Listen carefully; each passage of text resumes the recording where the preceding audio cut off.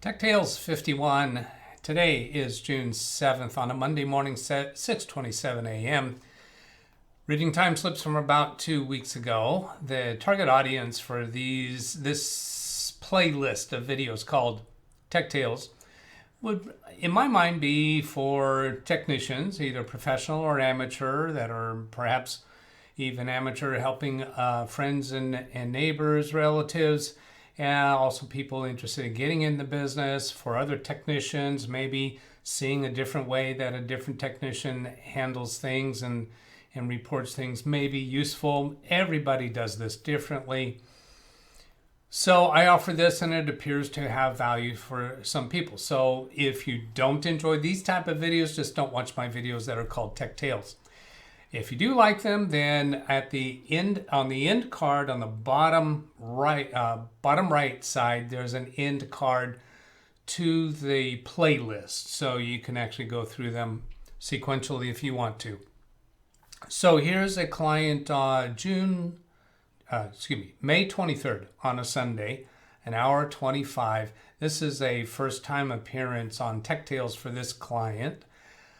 And it is a plant servicing company. When you go into businesses and you see plants in their lobby area, oftentimes those are provided by a plant service company, and that's who this client is and what they do.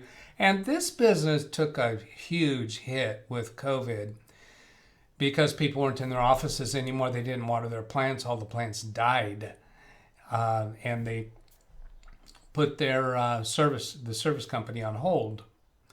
So this was 6:14 to 7:39 p.m. on a Sunday evening for Juliet. Phone and remote connection to computer and 2 cell phones to fix email on computer and 2 phones, which became broken after security updates, password change, and AT&T tech support.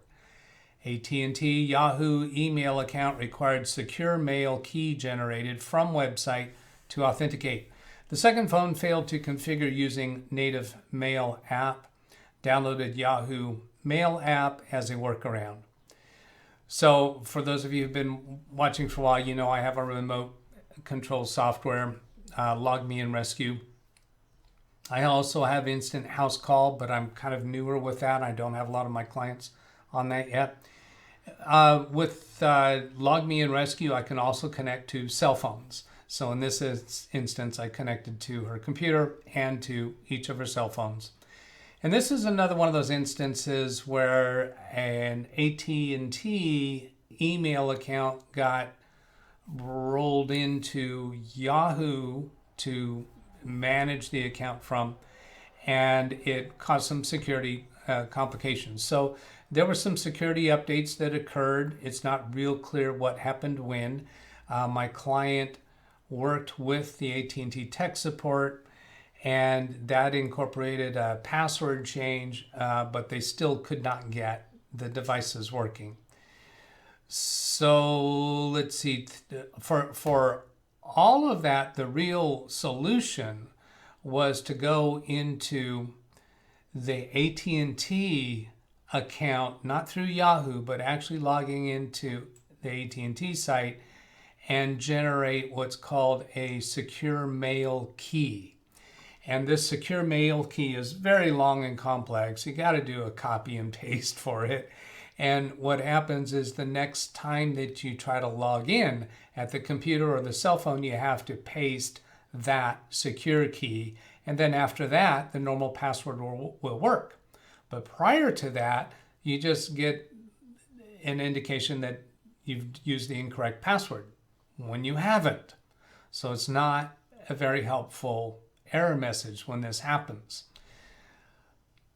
So we got that all fixed, hour and 25 minutes. Then moving on to the CPA, Romeo, on Monday, May 24th, 49 minutes, 8:29 a.m. to 9:18 a.m. for Romeo in that office. Phone and conference call support to contact AT&T Uverse, finding there's an indication of equipment problem with lines to the AT&T modem. Scheduled service technician from AT&T for today, 12 p.m. to 2 p.m. Drafted and sent email with instructions for handling this situation in-house in keeping with prior request from Tango. So Tango in this office, one of the management team, had requested that I provide written instructions for how to deal with issues in case I'm not available at some point. And his concern is a smart concern because I'm a single person operation. What happens if they can't get through to me? I've started doing that each time something occurs, is just automatically send some kind of an email, or recently, on a more recent occasion after this, I actually sent a video of the fix because that was going to be much more effective. I'm very sure they're still going to call me first. They're going to try to get hold of me first because instructions for dealing with these type of situations are not very easy to understand for the non-technical person. Now, I didn't mention at the beginning of this time slip, the purpose was that their internet was down. So I had a phone call and conference call. The conference call was me calling AT&T with my client on the line. I find even if they try to call AT&T directly, instead of telling them their internet service is down, they might say something like, well, my email's not working. Well, when you're talking to a tech support person, you need to give them the best description of the issue as you understand it. Telling them that email is down to my client, that is what matters. That's what they care about. Or they can't get into their tax software because it depends upon the internet. So telling them that the internet service is down is far more useful. So instead of going out to his office and trying to do something, I just said, let's call AT&T directly because this just feels like there may be something wrong on their end. If they can very quickly, their automated equipment can test your connection and see if it's working. So it's a pretty quick operation. So I handled that first, and then the automated system determined there is a problem and then attached me to a live person. And that's when I brought my client in on the conference call in case they need some kind of validation of who they're speaking with. Because sometimes they don't want to talk with me directly if I'm not the customer, and they're going to ask for some identity questions. So they did ask those identity questions, and my client and we just kind of jumped in and took our pieces of the conversation as appropriate. So the technician did their test, and the first thing the technician came back with, well, it's there, I see the equipment, I think it's okay. But then apparently did another test and said, oh, well, it's only working on one line. There's two lines that go into there, and you need both of them to really be functional. So they scheduled for a technician to come out with, so the technician was going to come out between 12 to 2 p.m. and this was 8:30 that we were talking to them, so about 4 hours away. So my client was okay with that, not happy, but satisfied. And there was nothing that I could have done on site. If I had gone out on site, I would have spent some time rebooting equipment, doing some tests, and wind up calling AT&T.